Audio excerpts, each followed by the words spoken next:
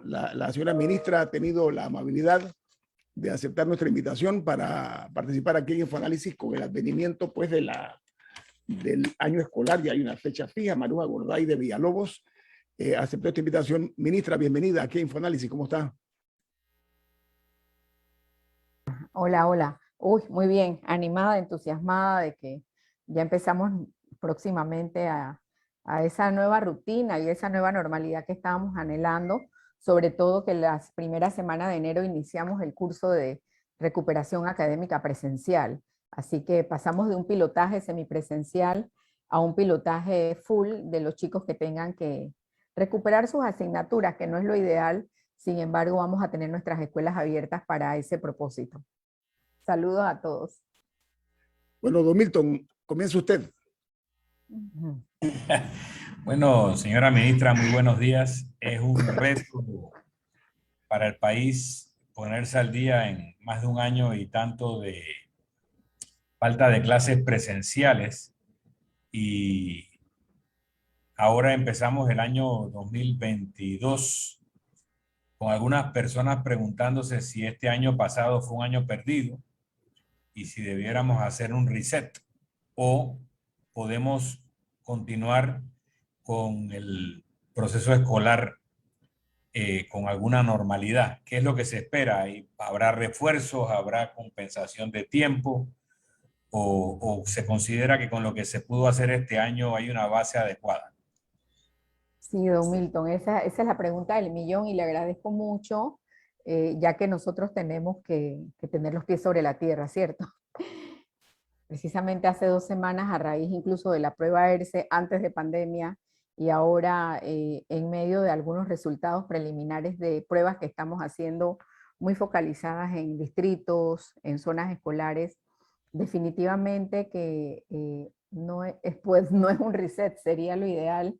Sin embargo, nosotros tenemos que dar continuidad a esos grados que corresponden a los estudiantes. Sin embargo, el decreto ejecutivo 2077 del 1 de diciembre establece muy claramente que es un año de recuperación y nivelación de los aprendizajes. Definitivamente, muchos países están continuando con el currículo priorizado. Sin embargo, para nosotros tomamos la decisión de que trabajáramos con el currículo regular y establecer nuestra priorización en aquellos DFA, que es un trabajo que viene de continuidad, que hemos fortalecido en esta administración, que es establecer los esenciales básicos para ser promovido de grado, porque hay estudiantes que tienen capacidades autónomas de aprender, ciertos grupos de padres de familia, entonces nosotros queremos dar todas las opciones. Definitivamente hablábamos la semana pasada en un foro de ministros de que pueden ser entre 5 y 7 años realmente una recuperación y una nivelación, pero esa es una cifra estimada, no se sabe en este momento cuánto tiempo implique esa recuperación y ponemos el caso de los chicos que en el 2019 estaban en 6º grado y que pasan a una trayectoria, a un nivel totalmente complejo con un plan de estudios de 6 asignaturas a 12 asignaturas que las hicieron semipresencial, virtual, a la distancia, por correspondencia, con materiales impresos y que se enfrentan a un 9º grado exigente para poder pasar al 10º grado que entran ya en un plan de estudios de media. Entonces, esos son grandes retos para nosotros, los chicos de 9º grado, que en el 2019 estaban en 7º y que van pasando también a 10º grado. Los chicos que arrancaron 10º grado en el 2019 y van pasando a 12º grado, o sea, se gradúan con 2 años prácticamente sin ese contacto. Yo sí quiero resaltar, para cerrar este aspecto, de que nosotros ya a la fecha, al 30 de noviembre, nosotros contabilizamos alrededor de 2.400 escuelas ya en modalidad semipresencial, muchas, y estaremos presentando oportunamente el informe a tiempo completo. Ese fue nuestro pilotaje para la toma de decisiones. Somos todavía 23 países de la región, según el informe de UNICEF que nos encontramos, ellos lo catalogan como parcialmente cerrados, pero realmente es modalidad presencial donde hemos alcanzado a 400.000 estudiantes, casi un 45%. Definitivamente el reto es con aquellos grupos que están más rezagados, más vulnerables y donde las intervenciones tienen que ser diferentes. Señora ministra, Hay una realidad inobjetable. La pandemia ha causado estragos en la economía de todos los panameños y el mundo, por supuesto. Eso trae como consecuencia que es predecible que muchos miembros de la clase media y clase media un poco alta hayan tenido que tomar decisiones en cuanto a que sus hijos pasen de la educación particular a la oficial. Eso significa que va a haber un mayor número de estudiantes en el año 2022 para el día 7 de marzo que inician las clases. ¿Qué está haciendo o qué ha hecho y qué piensa hacer el Ministerio de Educación de cara a esta nueva población estudiantil que va a abarrotar en las escuelas en el sector oficial, ministra? Estoy hablando de infraestructura y también en cuanto a maestros, pues tiene que ser, o educadores, tiene que ser compartido. ¿Qué estamos haciendo al respecto? Y bueno, vamos a hablar de las cifras. Para el año 2021, o sea, finalización de este año, nuestra estadística a octubre arroja casi 17.000 estudiantes. La caída significativa o la migración significativa se dio en el sector primaria, de estudiantes de primaria, sobre todo de primer a sexto grado, en las regiones de Panamá Centro, San Miguelito, Panamá Norte y Panamá Oeste. Chorrero ahora mismo, el área de Panamá Oeste es un boom demográficamente. Por el otro lado, nosotros este año hemos tenido la mayor cantidad de nombramiento docente en los últimos 15 años. Hemos tenido aproximadamente 3.107 docentes más, exactamente dándole, y la gente decía, pero si las escuelas no están abiertas, ¿cómo están nombrando? Nosotros nombramos alrededor de 800 docentes para darle continuidad al programa de aprendizaje acelerado, para esa vinculación de los estudiantes que no habían podido culminar el año lectivo 2020. Se catalogan como desertor, como ruptura escolar, como abandono escolar, y son casi 12.000 estudiantes que le estamos dando seguimiento de 2 grados en un año lectivo y estamos en un proceso de evaluación. Sabemos que eso es cuestionado, pero era necesario para vincularlos. Por el otro lado, esa migración, yo te puedo hablar de que tenemos más de 200 grupos virtuales que si tuviéramos hoy las escuelas abiertas físicamente, no tuviéramos la capacidad. Sin embargo, ya nos estamos preparando en algunas regiones muy puntuales. Yo les tengo que ser honesta, y el presidente siempre nos ha dicho, mejor es decir verdades amargas que mentiras dulces. Nosotros tenemos ahora mismo, nuestro mayor reto se llama Panamá Oeste. Primero porque tenemos muchas escuelas en temas legales, de litigios, y segundo por la capacidad de espacio, la migración que se ha dado no solamente del sector particular, sino de áreas del área occidental del país, de Darién hacia Chorrera, de Panamá Centro. Allá se están construyendo gran cantidad de viviendas y yo creo que tendríamos que empezar a hacer esos acercamientos, ya lo hemos hablado, con aquellas empresas desarrolladoras de viviendas, porque sí vamos a tener que estar dejando los espacios en esas barriadas donde hay 3.000 casas y los chicos tengan que venir hasta Veracruz o tengan que venir hasta la ciudad, hasta Panamá Centro a recibir sus clases. Así que Ministra, los litigios específicamente, ¿en qué área están y a qué se deben? incumplimiento de las empresas. De la empresa Realmente, constructora. sí, sí, Ah, sí. Nosotros tenemos alrededor, le llamamos nuestros, nuestros proyectos en estado crítico, en cuidados intensivos. Tratamos de salvarlos. Tenemos el tema de la Escuela Miguel Alba, el tema de la Escuela Moisés Castillo, el tema de escuelas en el área de la comarca, pero el de la Escuela IPT Fernando del ESEPS, que es un programa que viene de además de 8 años. Y definitivamente son escuelas con 3.000 y 4.000 estudiantes. Entonces, seguimos con esa búsqueda de soluciones. Lo que nosotros no queremos es que los chicos, muchas de esas escuelas en el 2019, sin pandemia, estaban trabajando por módulos. El CADU, ¿no? Una de las escuelas de Arraiján, la pongo de ejemplo, que nos tocó hacer la primera palada. La idea es que todos los chicos retornen presencialmente, quizás con un modelo de alternancia, pero no le estamos dando, o sea, la opción es retornar presencialmente. Aparte de la ganancia de lo cognitivo, de la parte académica, es también el recuperar esas relaciones, ese rapport con los compañeros, esa parte socioemocional, eso que da la escuela, que realmente debe establecer un sistema de protección. Yo digo que en la mayoría de las escuelas. Y yo creo que este tema de la pandemia, más, voy a decirlo así muy panameñamente, más la cerecita en el pastel de ERCE antes de la pandemia, nos ha llevado a todos. Yo he tenido chat de los gremios inmediatamente y mañana vamos a tener ya el resultado de Panamá. que ahí vamos a ver los grandes factores asociados del por qué tuvimos una puntuación tan baja, y que quiero decirles, estando fuera de la escuela, nosotros si lo hiciéramos ahora los resultados serían más críticos, porque ya estamos haciendo los pilotajes y las evaluaciones en lo que ha ocurrido con la semipresencialidad. Ministra, permítame, hay algo importante, ministra. Tengo 2 minutos. Pregunto, ¿se va a accionar legalmente contra estas empresas por daños y perjuicios por no haber cumplido contrato y evitar que vuelvan a contratar con el Estado? Eso es lo propio. ¿Se podrá contar con que ustedes van a actuar legalmente en ese aspecto? Si por ustedes, incumplimiento. si ustedes ven el portal de contrataciones públicas, nosotros hemos accionado de acuerdo a lo que corresponde. Lo que nosotros preferimos hacer es un buen arreglo, porque incluso las empresas pueden recurrir al Tribunal de Contrataciones Públicas y ahí nos pudiéramos, por lo que le asisten derecho a ellos y a nosotros, pasar 3 o 4 años. Sin embargo, hay temas que no podemos esperar más. Y ¿Cuántas empresas son, ministra? ¿Cuántas empresas han incumplido, ministra?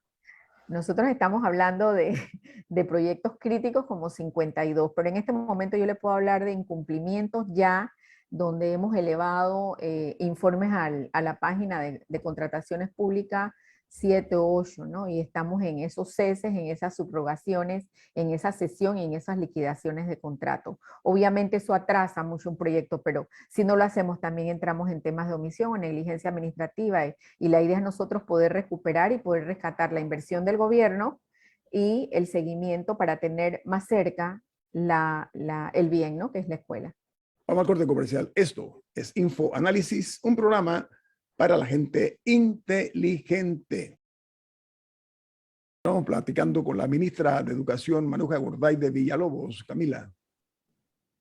Ministra, ¿qué puede esperar un padre de familia a inicios de marzo del próximo año? ¿Qué va a ser diferente de años anteriores? O sea, pongámonos que hoy inicia marzo. ¿Qué preparativos particulares va a tener que hacer un padre de familia, o va a ser lo más parecido posible a un año cualquiera?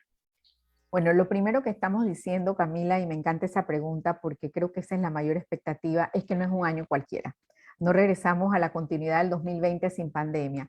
Nosotros regresamos a un año donde hubo pérdida de los aprendizajes, pérdida del aspecto socioemocional, y nosotros queremos, y lo tengo que decir así muy en forma de maestra, que sea un retorno. Hay una programación para cuando has pasado temas de duelo que se llama un retorno de la alegría. O sea, que en esas primeras semanas el niño sienta la acogida, el niño sienta ese rapport humano, y entramos en semanas de nivelación. Primero que todo, hoy precisamente, y están invitados, sobre todo esto se hizo para los medios, en la Escuela Ernesto T. Lefebvre a las 10:30, tenemos una Expo Educa 2022 donde tenemos todo el material que ya tenemos disponible, que durante 1 año y medio hemos trabajado, que es el programa de Aprendamos Todos a Leer, Panamática, que es un programa que apunta al desarrollo del pensamiento lógico-matemático, y una serie de contenidos que ya tenemos listo, el tema de STEAM, el tema de los materiales multigrados, jóvenes y adultos. Entonces, el papá se debe encontrar con docentes animados, preocupados, con compromiso, para iniciar ese proceso. Yo quiero comentarles algo. Nosotros en abril, cuando revisamos los materiales que han sido validados por pares externos y externos, nos dimos cuenta que había que indexar unos panfletos, unos anexos, que se están poniendo prácticamente de 12 a 15 por grado, para que el maestro sepa cómo es esa nivelación. A veces queremos que nivelación es, te dejo un poco de tarea aparte, y lo digo como docente, no estoy criticando a ningún maestro en especial, o recorto mucho contenido. Entonces estamos ya dejando prácticamente el material completo, estamos preparando las guías, ya tenemos videos para padres en los canales de YouTube, y tenemos todo el material para iniciar ese proceso de recuperación con algo que le llamamos los DFA, que como les dije, eso es un proyecto que inicia prácticamente en el 2018, nosotros lo consolidamos hasta 9º grado esta administración, donde se establecen los esenciales básicos, y el padre debe saber qué va ocurriendo en ese proceso. Yo creo que eso es importante porque mira, esta pandemia ha generado un involucramiento decidido y visible de los padres de familia, de los grupos estudiantiles. Esa ha sido la ganancia, y del compromiso de muchos sectores gremiales educativos. Así ministra, permítame los grupos gremiales. Tengo una noticia para usted. La Cámara de Comercio, Industria y Agricultura, que es el principal gremio de empresarios en Panamá, lo voy a citar, ha hecho una publicación que dice: la educación ha tocado fondo y toca a la sociedad en su conjunto actuar con sentido de urgencia. Y agrega que hace años se mantenía como un paciente en unidad de cuidados intensivos. Con la pandemia y el posterior cierre de las escuelas por 2 años. Eso significa que se quedó sin oxígeno, dice la Cámara de Comercio, y en estado muy delicado en cuanto a sus órganos vitales. Ese diagnóstico de la Cámara de Comercio, ¿qué me puede decir al respecto usted, ministra? Estamos en UCI, estamos en unidad de cuidados intensivos, ¿qué vamos a hacer? ¿Estamos dándole qué tipo de trato? Bueno, si nos vamos o sea, nosotros podemos ver el rendimiento de un sistema educativo contra pruebas. Es la única manera que tú puedes decir que está ocurriendo. Si nos vamos contra una prueba muestral de 11.000 estudiantes, definitivamente en primaria la situación es especial. Es especial y hay muchos factores asociados. Sin embargo, nos veníamos preparando porque nos tocó gestionar la culminación de un crédito con Banco Interamericano para exactamente fortalecer 4 aspectos del mejoramiento de la calidad educativa, y uno de esos es el componente pedagógico, por el cual se ha preparado una serie de materiales y no son libros ni guías cualquiera. O sea, el tema de Aprendamos Todos a Leer tiene un enfoque para el desarrollo de la comprensión lectora. El niño que no tiene esa competencia lograda en 3er grado, el análisis lógico para aprender matemática o todo ese procesamiento analítico que se empiezan ya a dar a partir de los 8 o 9 años en la estructura neurológica, si no está desarrollado óptimamente y no está la competencia, no se adquiere el aprendizaje de la matemática, la lógica de la ciencia, la indagación, y los materiales apuntan a eso. Nosotros estamos capacitando a los docentes y nosotros llevaremos un proceso de evaluación. Es más, yo cierro, Camila, levantaste la mano comentándote de que ya hemos preparado evaluaciones diagnósticas de grupos focales y tenemos comunidades donde los niños de 3er grado en pandemia, los aprendizajes fueron menos que mínimos. Entonces nos toca ahora trabajar con esas escuelas donde ya hemos identificado esa falencia y generar los recursos y el acompañamiento. Y decíamos, el supervisor directo de un salón de clase es el director de escuela.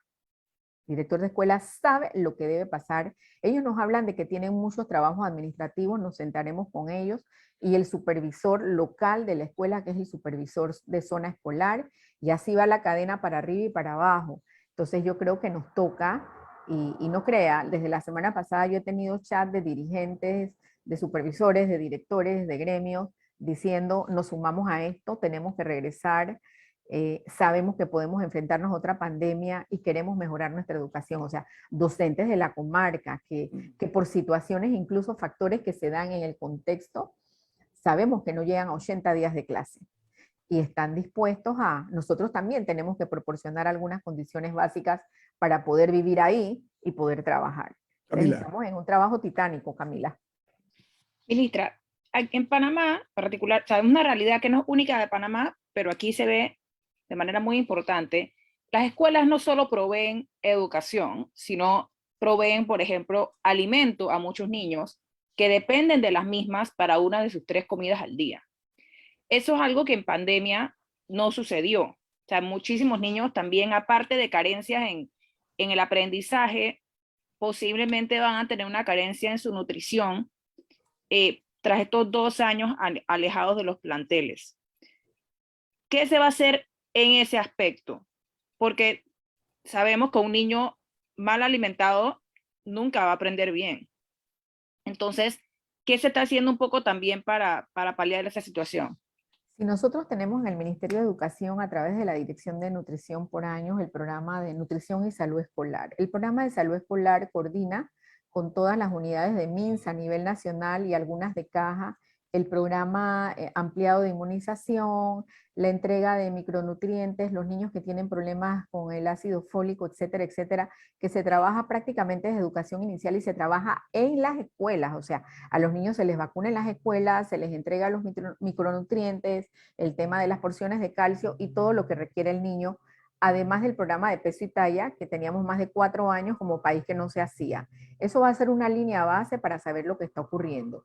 Por el otro lado, nosotros tenemos el programa de alimentación escolar complementaria, y como dice la palabra, complementa aquello que se debe dar en la escuela, en la casa, que es el programa de leche, galleta y crema nutricional, que no es una crema cualquiera ni una galleta cualquiera, y que los niños la buscan, que tiene una serie de micronutrientes básicos para tener las vitaminas y los minerales propios de un consumo diario.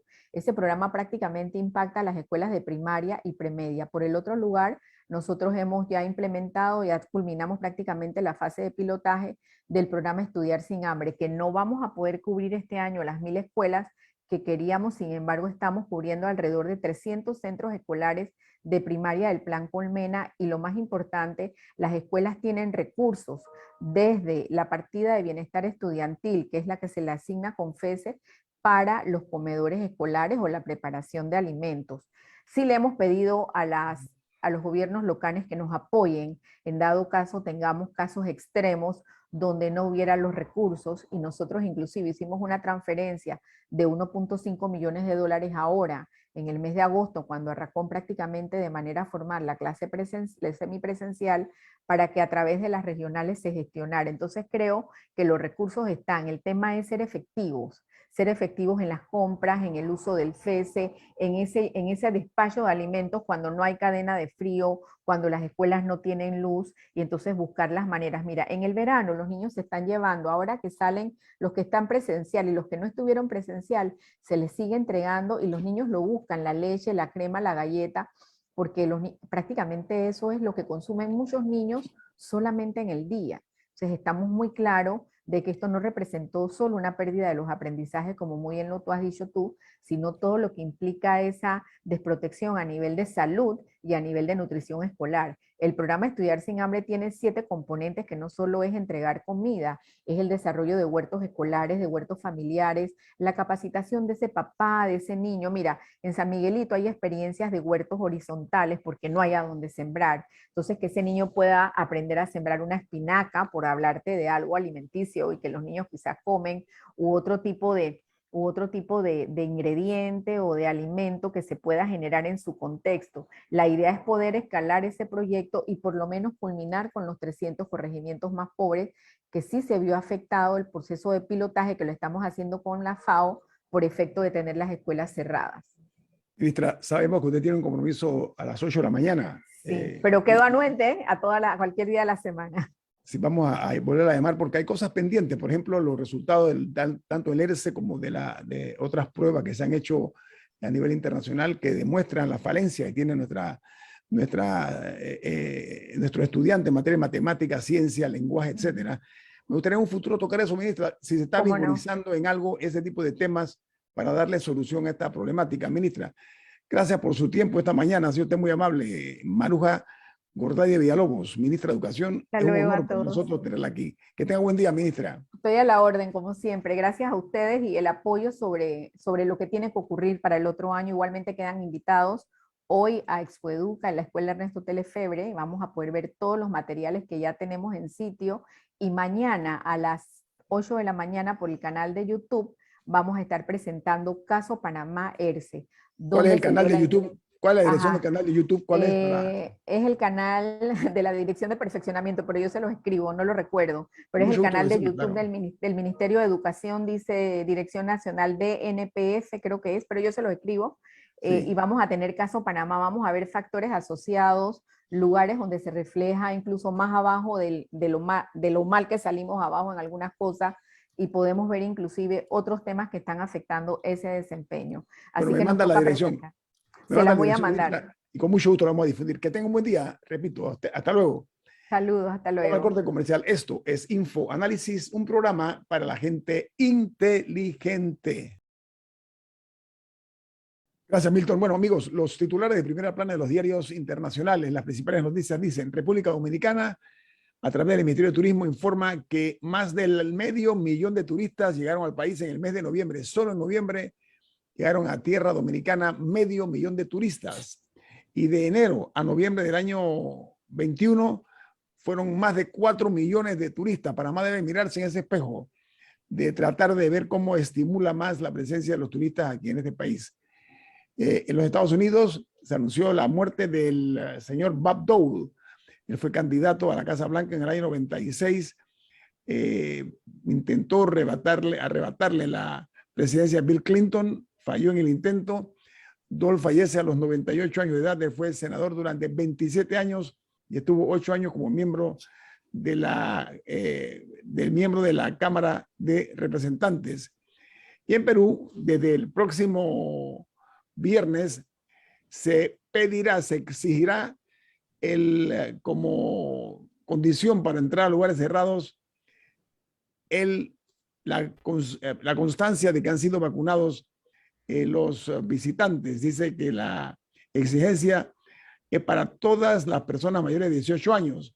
En Perú, el 58% de la población cuenta con las 2 dosis hasta este momento.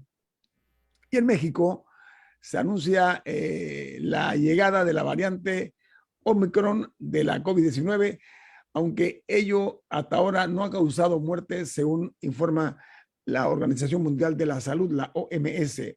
Y Costa Rica suspende la licitación, anuncia en primera plana, estamos en primera plana hoy en los diarios de Costa Rica, dice esta nota lo siguiente: Panamá suspende la licitación que sería adjudicada a MECO por $22 millones por supuestas inconsistencias en la presentación de la oferta presentada por la constructora TICA. Eso está en primera plana hoy de los diarios de Costa Rica. Y en Colombia dice que este año, tras finalizar la cuarentena y la eliminación de restricciones, han hecho que los colombianos prefieran mejor viajar dentro del país en lugar de viajar al extranjero. Esto es por el alza del dólar. Y los diarios de los Estados Unidos, los 3 principales, titulan de esta manera. El New York Times dice: Bob Dole, incondicional del Senado, muere a los 98 años. El senador Dole, que fue dado por muerto en un campo de batalla de la Segunda Guerra Mundial, se convirtió en el líder de la mayoría del Senado y se postuló para presidente en 3 ocasiones. Dice que Dole era un hijo de la pradera de Kansas, dice el diario The New York Times. El Washington Post titula: desde el día de su primera prueba positiva hasta su hospitalización el año pasado, el presidente Donald Trump entró en contacto con más de 500 personas muy cercanas a él en cuanto a eventos a los cuales concurrió, de acuerdo a un análisis que hizo el diario The Washington Post. Y el diario The Wall Street Journal titula: acciones de pequeña capitalización están golpeadas con fuerza por la variante Omicron. Dice que el índice de referencia conocido como Russell 2000 ha caído en un 7,4% desde el Día de Acción de Gracias, cuando la nueva variante de rápida propagación llegó a los titulares de los medios en los Estados Unidos. Esos son los titulares de los 3 principales diarios, o los más influyentes de los Estados Unidos. Y dice la nota que Argentina, el Ministerio de Salud de ese país informó que detectaron el primer caso de variante Omicron de coronavirus en el país. Se trata de una persona de 38 años que regresó de un viaje por Sudáfrica. Dice que las primeras pruebas le dieron negativas, pero en el segundo test salió positivo. Y en Dinamarca se confirman 183 casos de la variante Omicron de coronavirus y advierten de una evolución preocupante de la pandemia desde que se detectó el caso Omicron. Mientras en México, la Secretaría de Salud de ese país ha informado lo siguiente. Dice que ha reportado 295.202 personas que han perdido la vida, muerto por la COVID-19, y un total de 3.901.263 casos de coronavirus. Dice que de Omicron todavía no hay ninguna muerte reportada hasta el día de ayer. Y cierro: Israel, donde las autoridades estudian autorizar una 4ª dosis para la población con problemas de inmunodeficiencias. Dice que el Reino Unido, por su parte, también está revisando la posibilidad de la 4ª dosis, al igual que Israel. Todos los países marcan pautas en cuanto a vacunación. Así que ya saben, ya no se habla de la 3ª, nada más ahora se habla de una 4ª vacunación para personas con problemas de inmunodeficiencia. Aquí termino con las notas internacionales. Milton y Camila, ¿tienen alguna información ustedes que quieran dar? Sí, que algunos medios locales en Venezuela reportan que el ex líder de los rebeldes en Colombia, de la FARC, el Paisa, Hernán Darío Velázquez, que se le conoce como el Paisa, que aparentemente lo asesinaron en Venezuela, es lo que reportan medios locales. Él el gobierno colombiano no ha, según la nota de la BBC, ha dicho que no van a confirmar nada hasta que vean el cuerpo, pero presuntamente podrían haber sido mercenarios que querían cobrar alguna recompensa por el cuerpo, por matar a El Paisa. Pero es información que el gobierno colombiano no ha querido confirmar hasta el momento, según reporta la BBC de Londres. Ah, muy bien, muy bien. Sí, yo vi la nota esa. Él se lo ubica como el hombre más peligroso que había en ese grupejo, ¿no? Que son los que han sembrado el terror en Colombia. Sí, yo iba a referirme ya en la parte de la tierra nuestra patria. Y Milton, te quería comentar y me gustaría escuchar tu opinión porque la Lotería Nacional de Beneficencia, que ha estado bajo el escrutinio severo por una serie de irregularidades, está anunciando que busca asesores legales en medio del escándalo que ya sabemos nosotros que se dio después de que ahora están anunciando que requieren servicios externos de asesoría legal en materia del sistema penal acusatorio. ¿Qué le parece, don Milton, esa? La Universidad de Panamá. No, la Lotería Nacional de Beneficencia. No sé por qué escuché eso. No. Bueno, todas las entidades públicas tienen departamentos de asesoría legal. Cuando el departamento de Este es asesoría un legal, servicio externo, Milton. Este es un servicio externo de asesoría legal. yo te entendí, estoy haciendo mi argumento. Ok, gracias. Todas las entidades públicas tienen departamentos de asesoría legal que deben ser suficientes para las necesidades de servicios legales de la entidad. Y cuando no lo fueran, dice la Constitución y la ley que pueden recurrir a la Procuraduría de la Administración, que tiene la función de ser asesor legal del Estado. Entonces, a mí me llama la atención por qué sería necesaria la contratación de servicios externos. No que no se ha hecho antes. En casos de arbitrajes internacionales, en casos de procesos de alto perfil donde el Estado puede enfrentar pérdidas cuantiosas y la contraparte tiene los mejores equipos legales, pues a veces el Estado ha recurrido a servicios legales de igual peso. No veo, por lo que sucedió en la lotería, que se requiera recurrir a servicios externos de los que ya tiene o de los otros que puede brindar el Estado como parte de su estructura.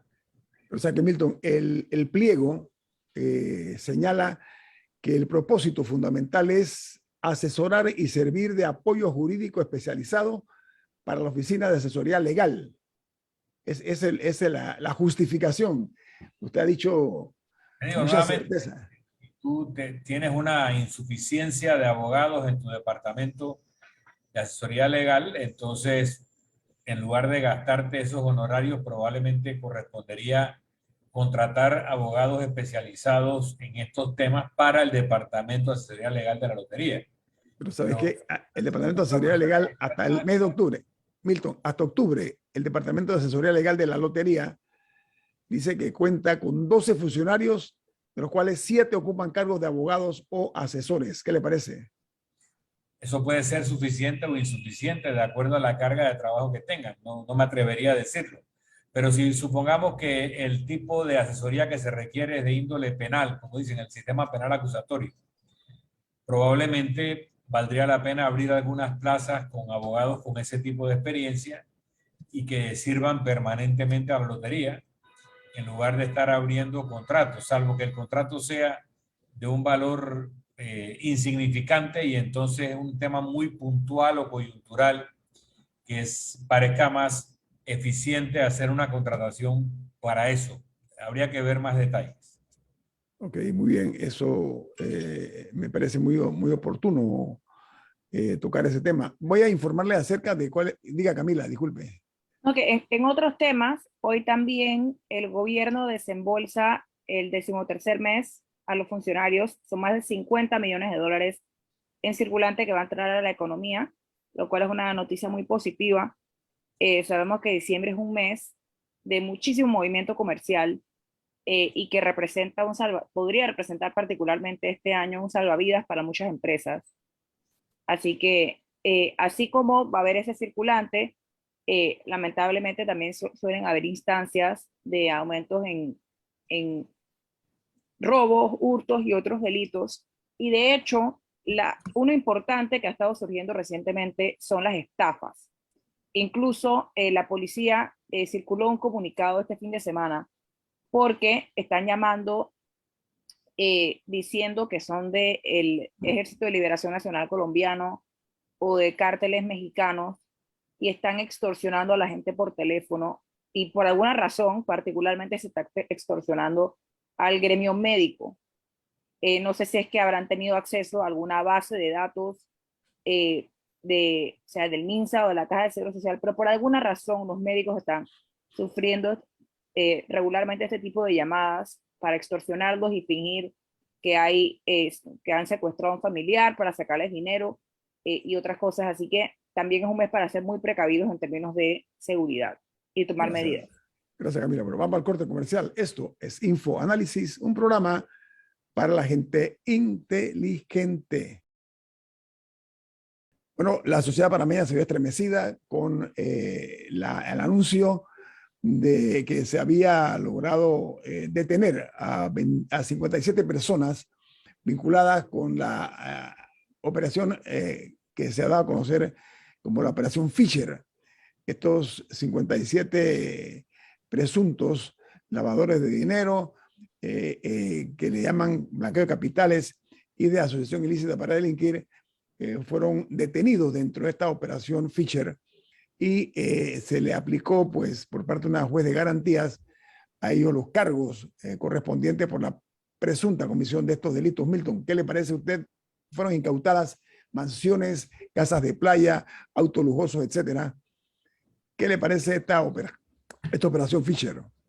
Me llama mucho la atención, sobre todo cuando uno lee que en algunos casos son seguimientos de 22 meses atrás, o sea que son operaciones de largo aliento, donde se debe haber estado haciendo actividad de inteligencia y recopilación de elementos probatorios. Seguramente ha habido penetración de las estructuras criminales por parte de agentes de la ley. Y me atrevería a pensar que no solo de Panamá, sino probablemente de las agencias de Estados Unidos que están evidentemente involucradas en estas operaciones. El que haya caído también una figura importante del cártel del Golfo, creo que le llaman Otoniel, y todo lo que Otoniel puede estar ya dando de información en los Estados Unidos con respecto a sus cómplices y los procedimientos de operación. Vemos que hubo varias casas de alto valor, por lo menos 10 millones de dólares en efectivo ubicados en Caletos, y hay pues un momento en estos últimos meses en donde vemos estas operaciones, vemos que hay funcionarios arrestados, personas de distintos estamentos, no solamente a nivel policial, a nivel de ministerios, a nivel de entidades autónomas, la propia autoridad del canal, creo que había una persona. Sí, así mismo es. Sí había un funcionario de la ACP al menos. De la ACP, personas del sector privado, y eso lo que nos lleva a comprender es el nivel de penetración del crimen organizado, particularmente del narcotráfico, en nuestra sociedad. Tú puedes estar hablando con una cajera de banco, puedes estar hablando con un funcionario intermedio de una entidad pública, puedes estar siendo detenido en un retén policial por un oficial de la policía, y todos ellos pueden ser parte de una red de narcotraficantes o de el crimen organizado que no solamente trafica con drogas, trafica con armas, trafica con personas, se mueven redes de pedofilia. O sea, hay una serie de actividades que se han ido destapando.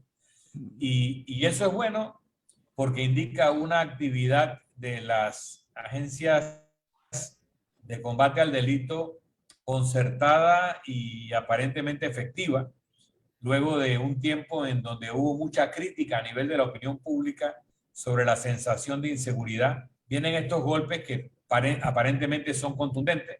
La única observación, o tal vez porque no hay otra explicación, es que parecieran ser operaciones motivadas por agencias internacionales o agencias norteamericanas en específico, en otros casos agencias europeas como la alemana en el caso del combate a la pedofilia, y que Panamá colabora, ¿no?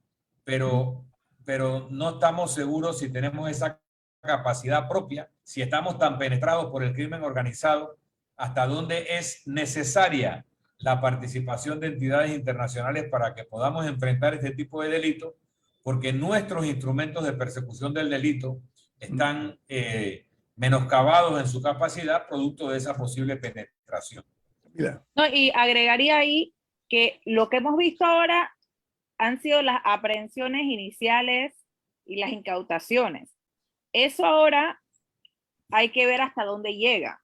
De los 57, o sea, si el Ministerio Público tiene un caso robusto, con evidencia bien recabada, y con bien, me refiero de la manera correcta, con todos los cuidados que hayan tenido que aplicar para que pueda haber procesos judiciales que lleguen a un resultado. Pero mira que los abogados defensores... Empezando porque no se caigan. Sí, que lamentablemente es lo común en nuestro país, pero que lleguen a un resultado, sea de culpabilidad, sea de no culpabilidad, pero que concluyan para verdad, esa va a ser la prueba del sistema de justicia. No si lo logras atrapar al inicio, sino qué pasa ahora. Mira, los abogados defensores... No, y también que no pasen 5 años sin resultados, esa es la otra. Bueno, voy para allá. Los abogados defensores se oponen a la imputación de cargos que hizo el Ministerio Público y ellos, según ellos, dice que no se sustentaron las evidencias suficientes, ¿no? Pero dentro de la incautación, además de los más de 10 millones de dólares, está una casa de playa en Río Hato, en la provincia de Coclé, que está valorada en más de $1 millón, 11 automóviles, automóviles de lujo, y además de eso, 4 embarcaciones. O sea, es un proyecto que se ha logrado materializar por parte de las autoridades en conjunto, tengo entendido, con estamentos de investigación de los Estados Unidos. Pero insisto, no es suficiente. Hay otros casos icónicos en los que se han agarrado Lamborghinis, por ejemplo. Ajá. Y aquí, se me ocurren 2, en este momento seguro hay más, se me ocurren 2 casos, ambos que involucran Lamborghinis, en lo que la justicia panameña al final quedó en nada. Yo recuerdo, porque lo tengo como una fotografía, así como una postal, el entonces jefe de la policía en aquella ocasión utilizaba ese auto Lamborghini, ¿recuerdan? ¿No? E incluso lo colisionó el auto, como dicen aquí en Panamá popularmente, lo chocó. Así que yo no sé, ese uso inapropiado algunas veces de estos bienes materiales, pero lo importante es mandar una señal. Mira, ese clan del Golfo de Colombia es muy feroz, hay que tener muchísimo cuidado, pero sobre todo que, como dice Milton, se corrobora lo que para muchos era sospecha, para otros era lógica, la penetración, así como ha ocurrido en México, en la misma Colombia, la intronización de del crimen organizado, del narcotráfico en los estamentos de seguridad y en el gobierno, en los gobiernos, porque hay funcionarios aquí que se han logrado comprobar que están supuestamente tienen vínculos con esta operación Fisher. Yo creo que lo importante es que esto no quede en el olvido y que haya resultados efectivos al final del camino. Milton. Sí, el tema es todo lo que va a empezar a salir, que si como se sospecha el nivel de penetración fue a diversos niveles, no haya vacas sagradas, porque de nada valen estos nombres de personal secundario, de rangos bajos, y que de repente personas poderosas sean obviadas en la información que se comparta, ¿no? Que a veces también ha pasado eso. La denuncia llega hasta cierto punto y luego empieza a oscurecerse cuando empieza a tocar a otro tipo de personas. Okay. A mí me extrañaría mucho que estas operaciones de infiltración del narcotráfico se quedaran a niveles intermedios. Normalmente llegan a donde tienen que llegar y mientras más poderosa es la palanca, más les interesa. Entonces es muy raro cuando esto se queda a medio camino. Mira, Milton, yo quiero tocar un tema, ya nos quedan 3 minutos, con suerte, y es que dimos en las internacionales la noticia de que República Dominicana, había recibido 500.000 de turistas solamente en el mes de noviembre y un total de más de 4 millones en lo que va del año 2021.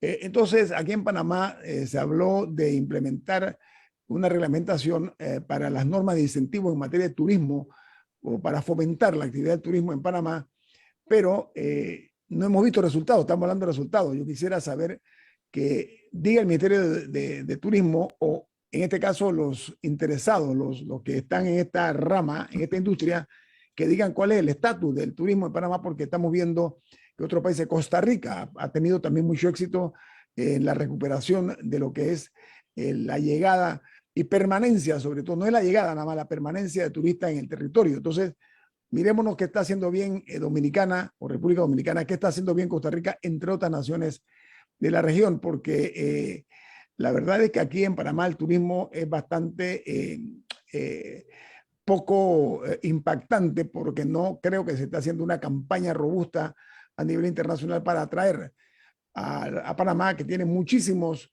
atractivos, playas hermosas, tenemos la vegetación que nos regaló la naturaleza, en fin, muchos atractivos que en Panamá no se han logrado desarrollar. Y vemos que es Pero al mismo incipiente. tiempo tenemos mala infraestructura, altos precios y otros factores que actúan en nuestra contra, en la que países cercanos sí nos llevan una ventaja. Por eso, Camila, por eso cuando se hizo la ley esta, la 122 del año 2019, la idea era crear incentivos para ese tipo de, o fomentar este tipo de actividades turísticas en nuestro país.